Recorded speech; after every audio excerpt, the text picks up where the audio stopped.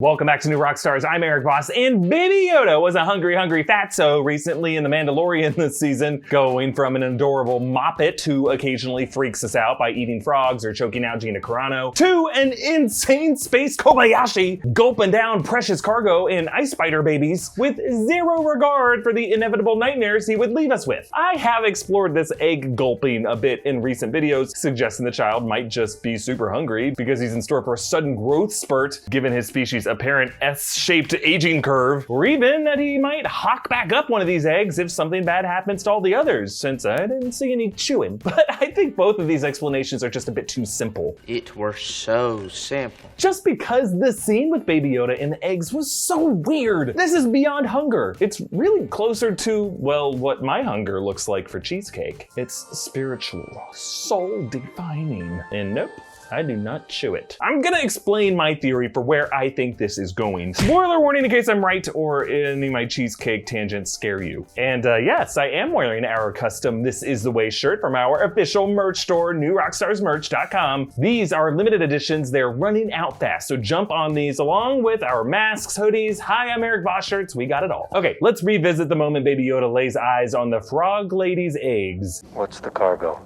It's her spawn. She needs her eggs fertilized by the equinox or her line will end. She said her husband has settled on the estuary moon of Trask in the system of the gas giant Caliban. Do you know the husband? No, I just met her 10 minutes before you walked in.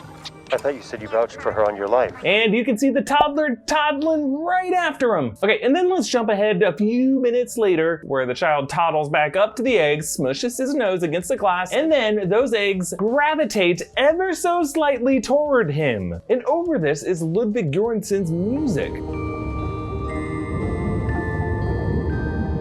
Yes, this dreamy John Williams-esque music, framing this moment as one of innocent curiosity, like E.T. waddling up into Elliot's bedroom, gobbling up Reese's Pieces. Now, to be clear, Pelimoto specified that the frog lady's eggs are not fertilized. Baby Yoda ain't chowing down on some unborn younglings. He's basically just eating eggs out of a carton and weirding everyone out at a Trader Joe's.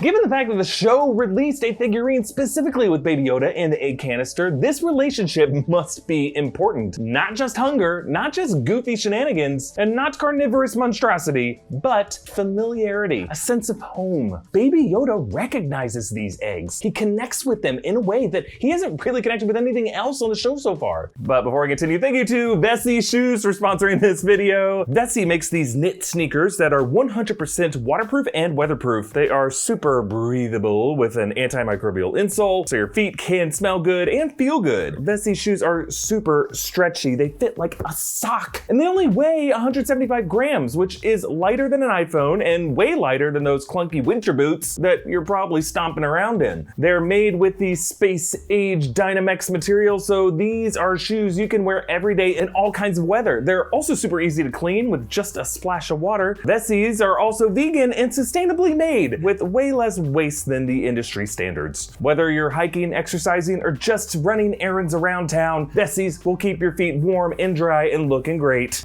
You know, just doing some patio hosing and whoa, my shoe got a little wet, but you know what did get wet? My toes. Still bone dry thanks to these Vessi shoes.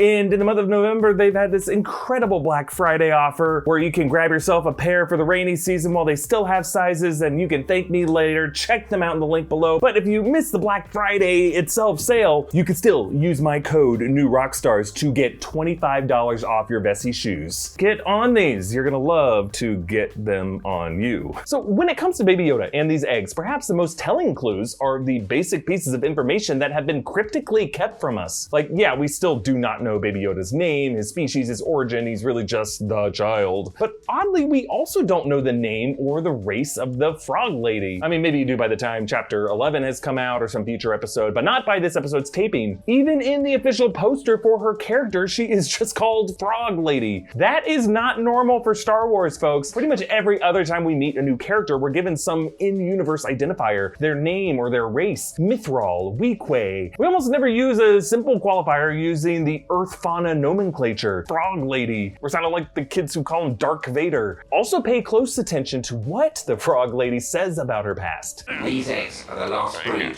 of my life cycle.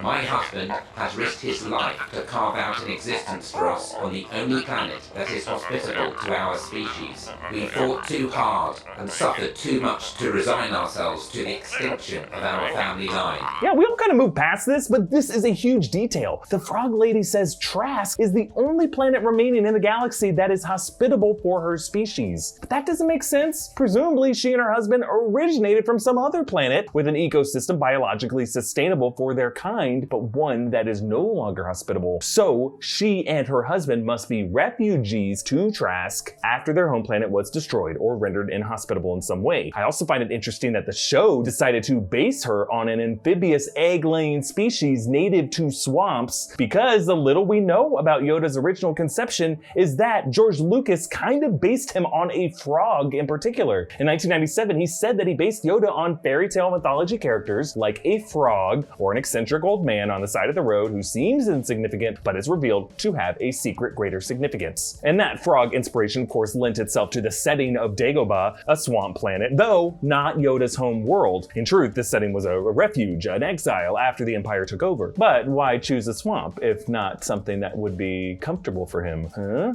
I believe the destroyed home world of the Frog Lady and Baby Yoda's origin are linked, and that these two could originate from the same mystery planet. That would explain Baby Yoda's seemingly natural connection to these eggs of this species. Why they respond to him like fish in a tank wanting to give your hand a little kiss. That's love! There is something pure and natural about Baby Yoda consuming these things. Almost as if his race could be a natural predator to these things, and this is more like a homecoming meal. Or maybe even like, clownfish live within a sea anemone. Bees carrying pollen from a flower to fertilize other plants. A kind of mutualistic symbiotic relationship where these eggs could naturally benefit from the Yoda species taking them in as a stage of their life cycle or to fortify or protect them. And we have to assume there is something natural about Baby Yoda's origin because despite some clues that he could be tied to the cloning facilities at Kamino, Kuiil said, "I don't think it was engineered.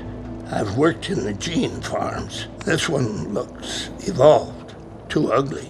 And if we are trying to zero in on what that mystery home planet could be, lots of planets in the Star Wars universe have aquatic and swampy ecosystems, Dagobah, Naboo, and many of these planets have suffered ecological interference and deforestation in the Clone Wars, colonialization by the Empire, other conflicts. We saw a bit of that on Naboo at the beginning of Phantom Menace. But back in the first episode this season on The Mandalorian, we might have gotten a major clue. When Mando and the child go to meet Gor Koresh, they pass a ton of anti-imperial graffiti. Baby Yoda even looks over curiously to take note of some of it, and he gives off a little expression at the exact moment he passes some Orbish text that we translated to Alderaan. Now sure, lots of folks across the galaxy likely remain furious with the Empire for blowing up Alderaan. It was a horrible war crime, and Cara Dune was actually revealed to be from Alderaan herself. If you look at Alderaan, it was known both for mountainous and aquatic terrain, but as one planet fully annihilated at this point in the Star Wars timeline, it is at least a candidate for a planet this refugee frog lady could be seeking resettlement from, and